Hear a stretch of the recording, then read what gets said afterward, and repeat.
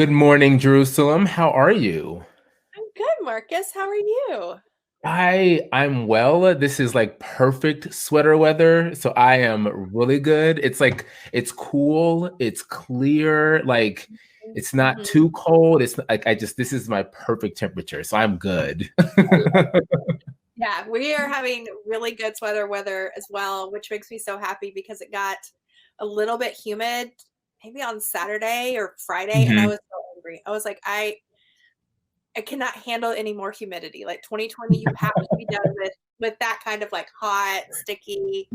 But then it rained, and so now it's perfect. Like I can have a candle going, I can have Yep, a sweater on. yep, Yeah, yeah.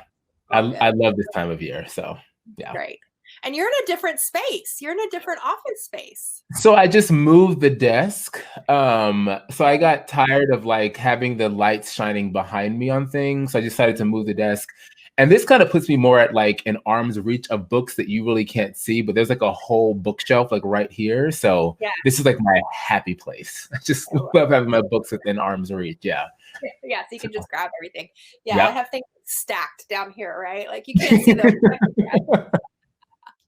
Awesome. Well, what's good? What besides like your new location in your Yeah. office? Tell me something good.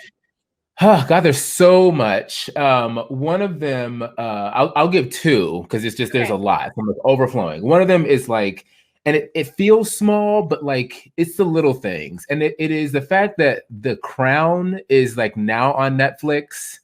And I am like a huge like Crown stan. Like, and so like I've been waiting for it. And like as opposed to years past where I would like binge the whole season at once, I'm trying to like practice some like some like some moderation here. So I'm like watching one episode here and like digesting it. So that's a really good thing. The other good thing is for the first time, I made a pumpkin pie from actual pumpkins.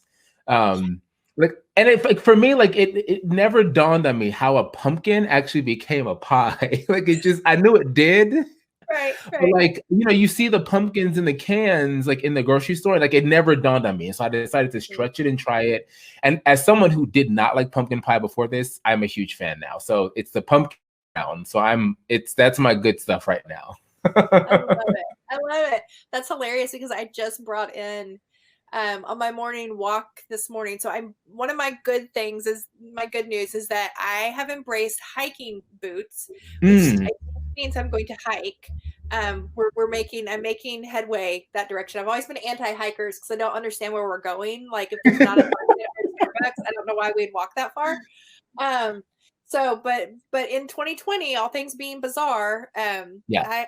so I've been breaking in my hiking boots, and unlike my tennis shoes, I can walk Mhm, through the wet grass in them, like in the morning dew, right? Like because they're mhm. not going to get all funky and gross because they're hiking boots. And so this morning I cut through the side of our property and I picked up some pie pumpkins, like that are Yes. made the Yep. size, like out of our pumpkin patch. And I'm gonna see who needs because we have a bunch left over. Now that Halloween's passed, everybody's Yeah. done carving, and so I want to see who needs some actual pumpkins for their pies Yeah. for Halloween. Yeah, which Yeah. is coming really quickly. Yeah. Or for Thanksgiving. Yeah, for Yeah. Thanksgiving. So yeah, that's awesome. Okay, so my good things. That's so funny Okay. that Netflix is involved in your good news.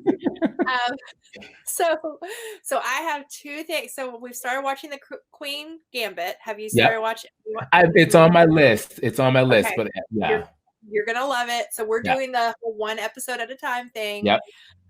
But I did binge Dash and Lily Okay. over the weekend, which is adorable. And if you love New York City, Mhm. um, it's definitely one to watch. Like it Okay. just was like feel good. It had that kind of like Nora Ephron, Yeah.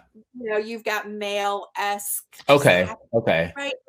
Like artsy enough, but not gonna put you like down in the toilet Yeah. of depression. You know what I mean? Like, no, Yeah. anyway, it's just really cute and happy. So those are some good things. And then Okay. just it's good to be at the farm Yeah. um this time of year. This is just a really great time Yeah. of year to be at the farm. So I'm grateful for that. One So of the things I had been thinking about lately is like I was out the other day, like just outside the house for whatever reason, like walking the dogs or something. And I took a really deep like breath in and like smelled the fall air.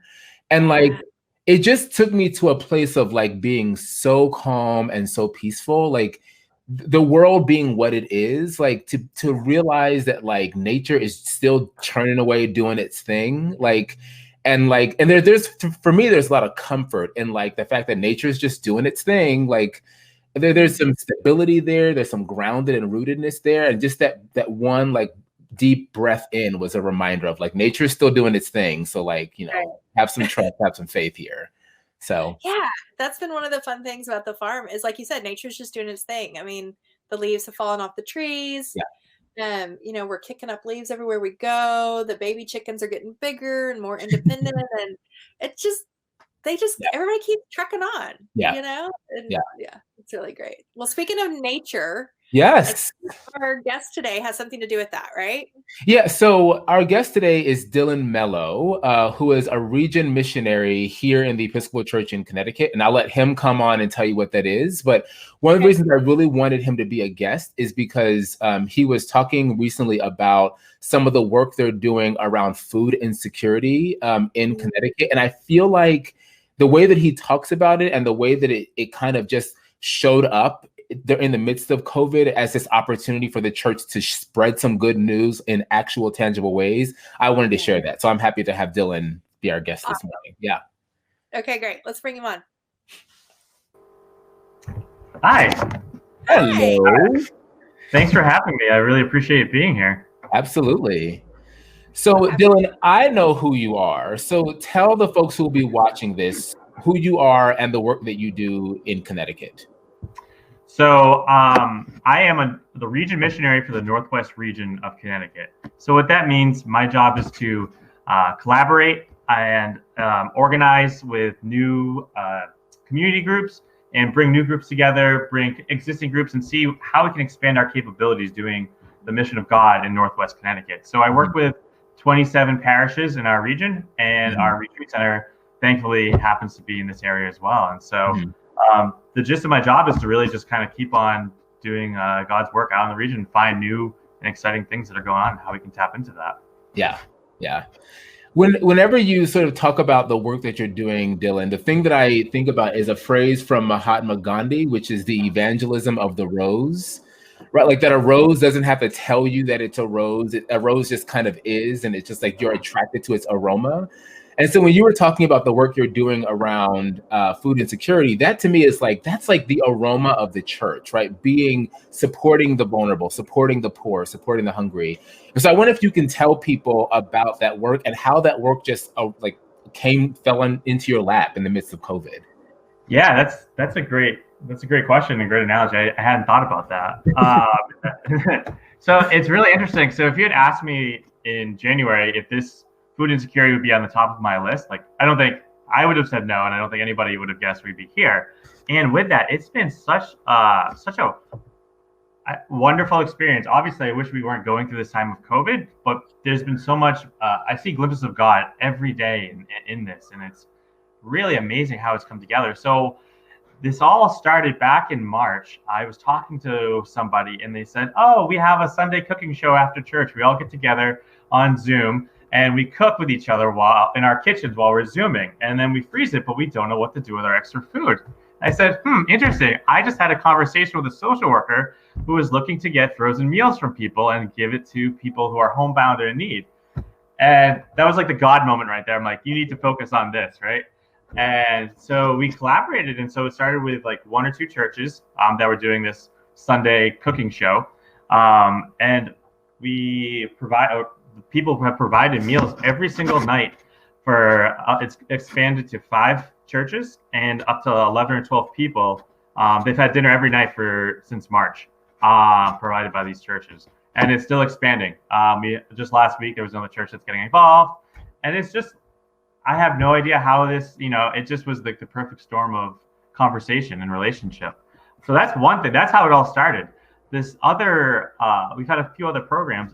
This one is called, that I'll talk about, it's called Feeding Families Northwest. And so our retreat center, Camp Washington, has an amazing chef, their commercial kitchen.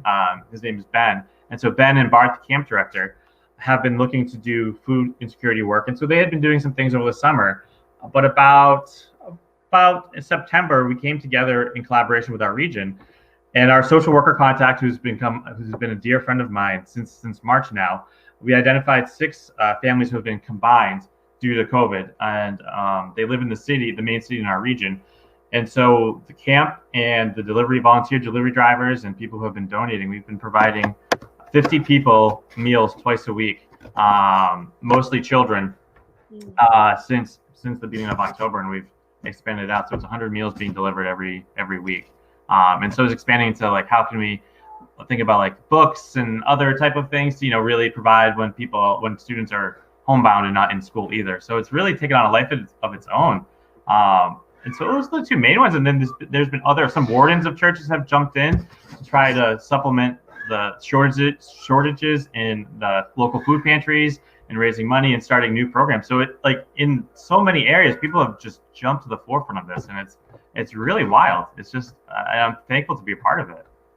So cool. I love how the natural progression, right? Like, there were these people already doing this cooking show, which is adorable. I mean, they were doing that after their morning worship service. They would just move into the cooking show portion, right? Exactly. And then of course this need came up. But what I love about that is, how at the end of a service, the deacon, if there's a deacon, or the priest, will say, go forth into the world to love and serve, and everybody goes, thanks be to God. Yeah. And then everybody leaves and goes to lunch, right? Like, that to me has always been, it's one of the most important parts of our service. Yeah. And yet there's very rarely any immediate action embodiment of that directive, right? Yeah. But to me now, this is like immediately, like they're immediately going now and cooking the food that then is being taken out. And so it's one of the, I just love that, like, they're living into that directive. And without, nobody wishes for COVID, but we're seeing kind of these real embodiments, actions, right? That we might not have seen before. They might not have ever done a cooking show, right? Right. Yeah. Exactly. Yeah. It's just amazing. So you've got so what's going on with these people they're feeding? Because I'm thinking too about the people they're providing meals to. Are relationships being built then with these? It's not just like nameless, we're just dropping off somewhere, right? Like, yeah, that's exactly what I've been thinking about. I've been thinking about the relationship and how it's evolved over this time. And it's just so fascinating, because after a while, you connect with the people who you're collaborating with, you connect with the people you're serving, and you're connecting kind of with this outer community. And it's growing tighter. And it's always welcome and more people are joining in, but it's a very tight-knit circle. And there's a lot of care for each other, and it's really to see that evolve. Now that I've taken a step back a little bit on the outside to watch people step into that, and to watch them really just thrive and like love their neighbor. They're truly loving their neighbor in action, and it's just amazing. Personal relationships for me in this have grown, but personal relationships for other people and other groups that I don't think in other circumstances would have evolved this way.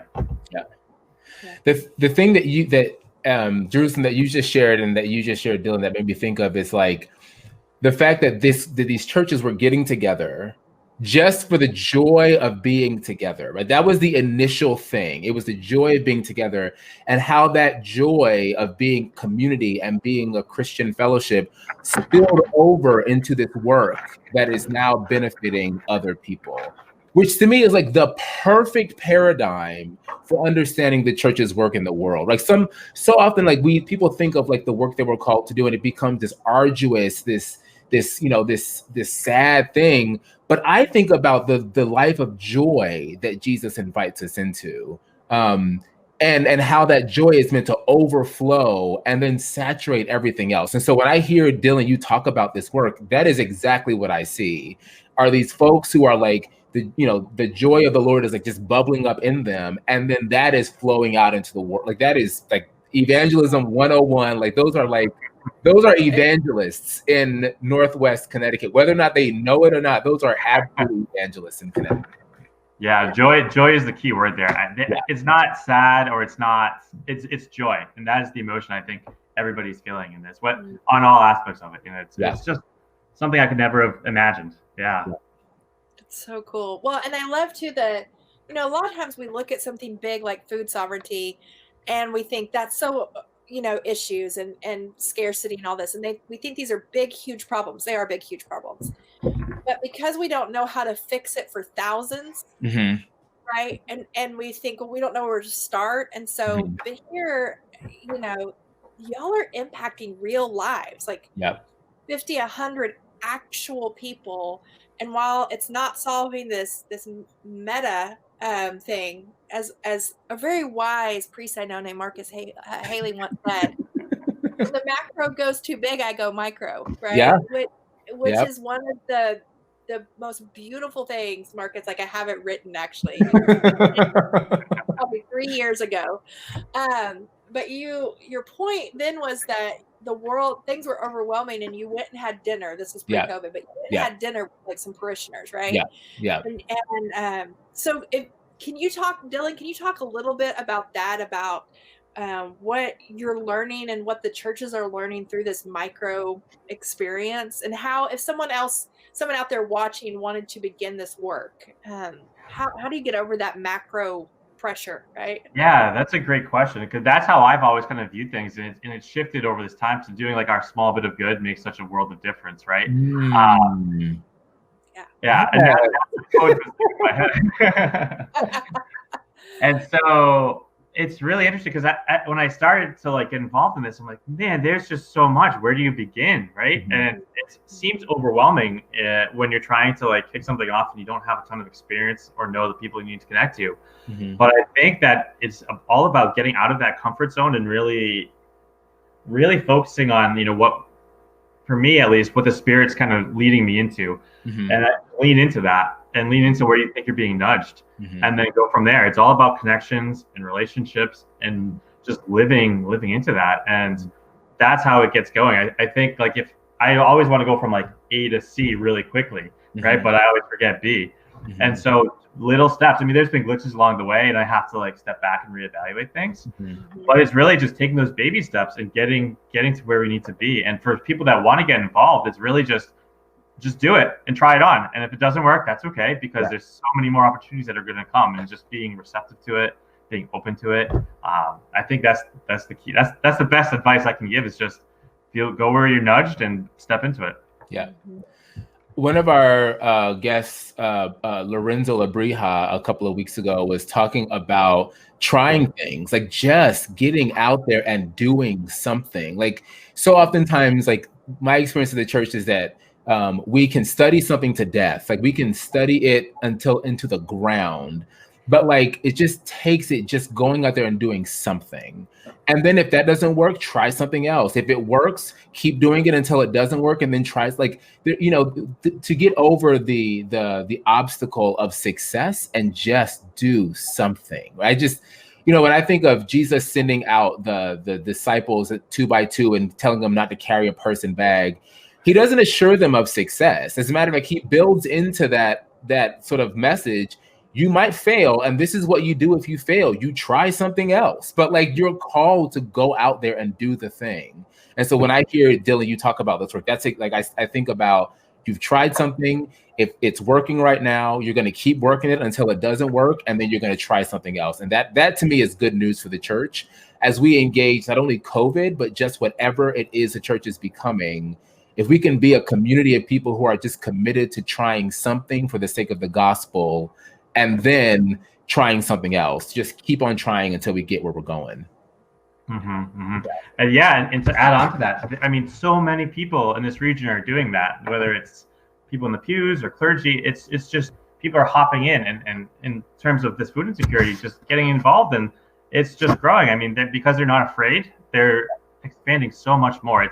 I think of like be not afraid, and it's just, it really is just amazing to watch like people really do that in actuality. Yeah, I love what you just said, just saying that little thing about being not afraid.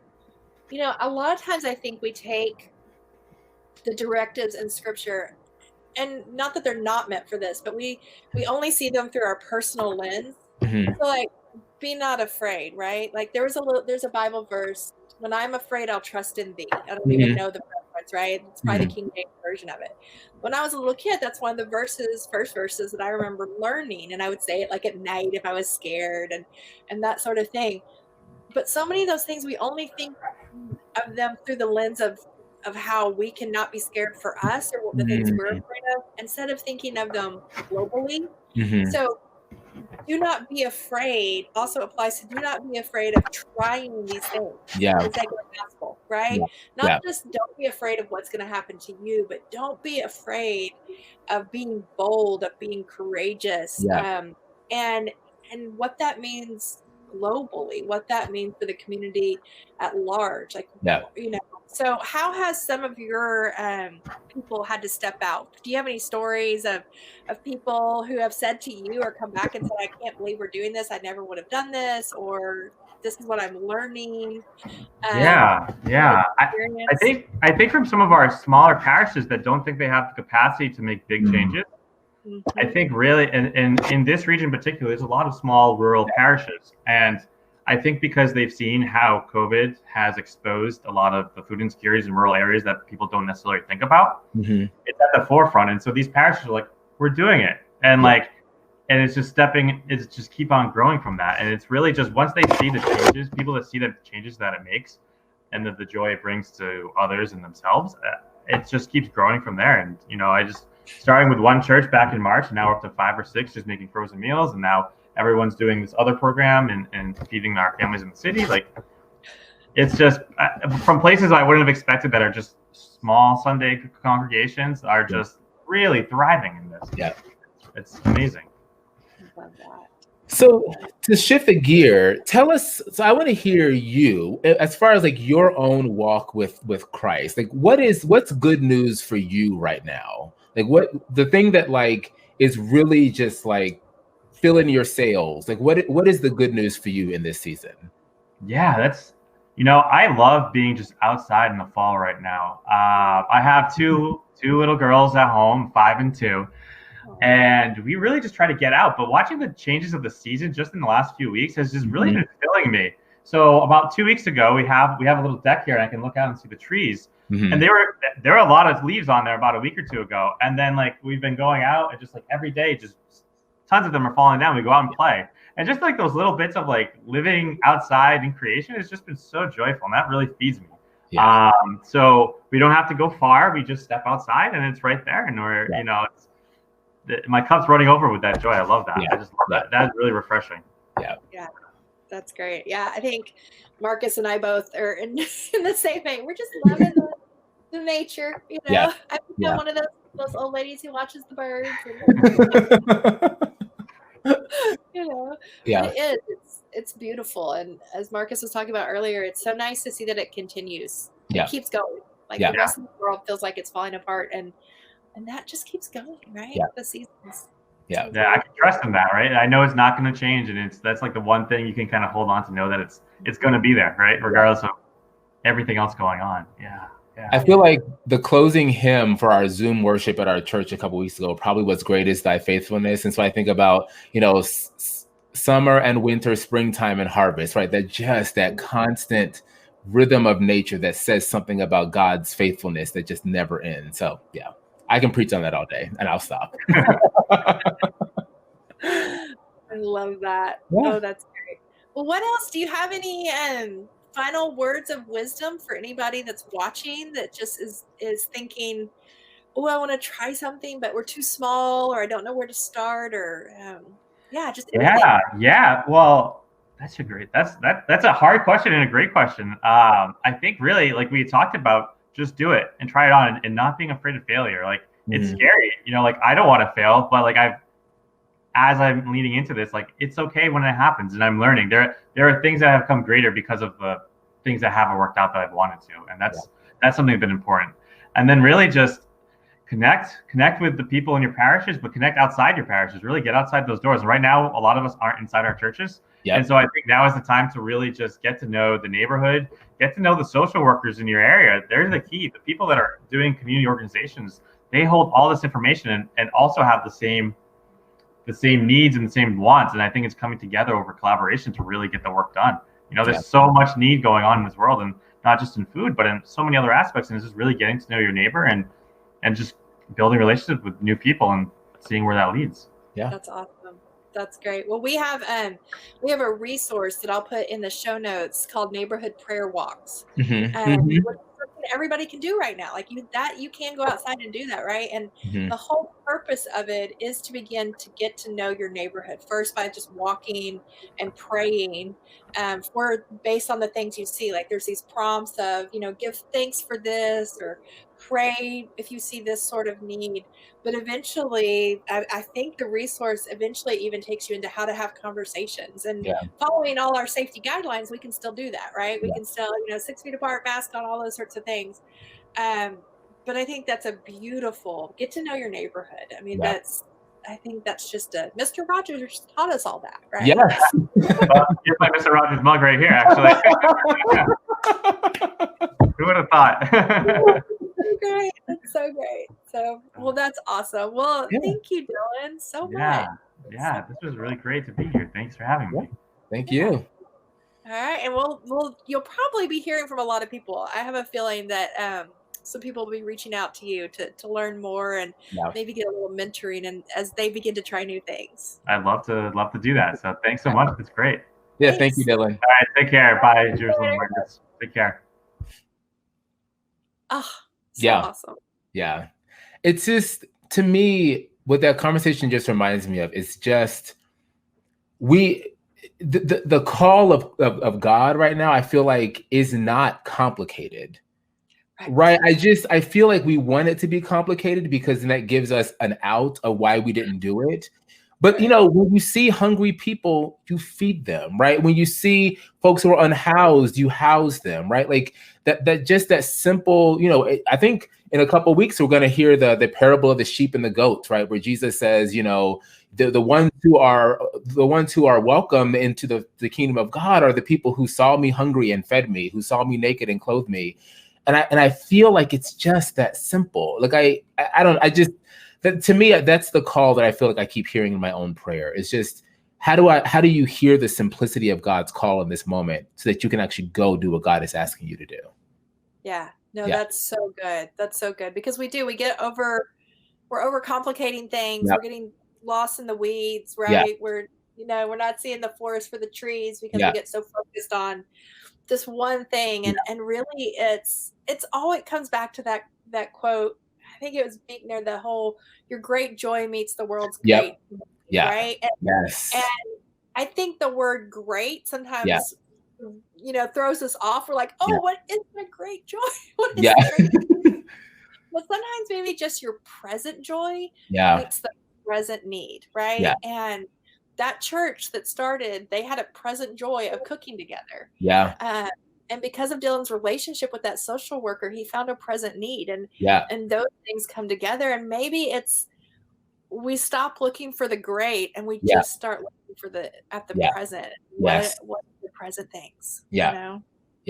And to me, I just, that conversation is just so inspiring because it really is the simple thing, right? Like, this small church isn't trying to tackle all the needs. And certainly there are more needs in this community than just feeding people, right? But this church isn't feeling paralyzed by all the need. They had this joyous moment that overflowed into this need. And you know what? We have to trust that God is going to raise up other people to handle the other stuff too, right? And if we're all kind of living in our joy and living in that space, imagine the kind of world we could make. Yeah. Well, that's the point of Pentecost. Yeah. Right? I mean, the point of Pentecost, right? Yeah. Is that the Holy Spirit comes and helps you gives you the language that needs to be heard by the people you're encountering. Yeah. And they have a language of cooking, and there were people who needed to hear that language. And so, and that's the beauty too. There's a little bit of bias. I mean, there's a lot of bias against small churches a lot of times. Right? Yeah. And they feel it, and other people, and like the whole point of being a church is to become a big church, which is not the point of being a church at all, right? It's to be Christ incarnate in your community. And sometimes 20 people, 10 Yeah. people enough to be Yeah. Christ incarnate Yeah. in a specific way in that Yeah. community. So, if I could like infuse all our small churches with just like a dose of, you are exactly who you're supposed to be. Yeah. Go be that. Yeah. I mean, I don't know if you've heard me say this before, but as someone who is a current priest in charge of a small church, who's had a lot of experience in small churches, my firm belief is that the future of the church is in the small churches. Not that every church is going to be a small church, but I think the work that smaller churches are doing are actually on the vanguard of the church engaging in this new missional age. Like, that's just my firm belief, because I've seen it and experienced it, that these small, scrappy churches that are trying to figure it out, they're on the front lines of where we're going. I love it. I'm with you on that for sure. Yeah, we need our big institutions. They do good work. Yep. And it takes all of us, just like anything. Yep. It takes all the parts. But yeah, our young, scrappy, and hungry churches. Yeah. They bring me a lot of joy. So, and I think you're right. They're on the front lines. Yeah. Awesome. Well, I'm feeling excited, and I'm ready to go talk to everyone about this now. I already know who I'm going to call and be like, you've got to hear about this thing that's happening in Connecticut. Yeah. Well, so glad we could share that news. Yeah. Yeah. Thanks for that. Yeah. All right. Well, I'll see you again soon for some more good news. And until then, have a great week, my friend. You too. It's always good to see you. You too. Bye. Right. Bye-bye.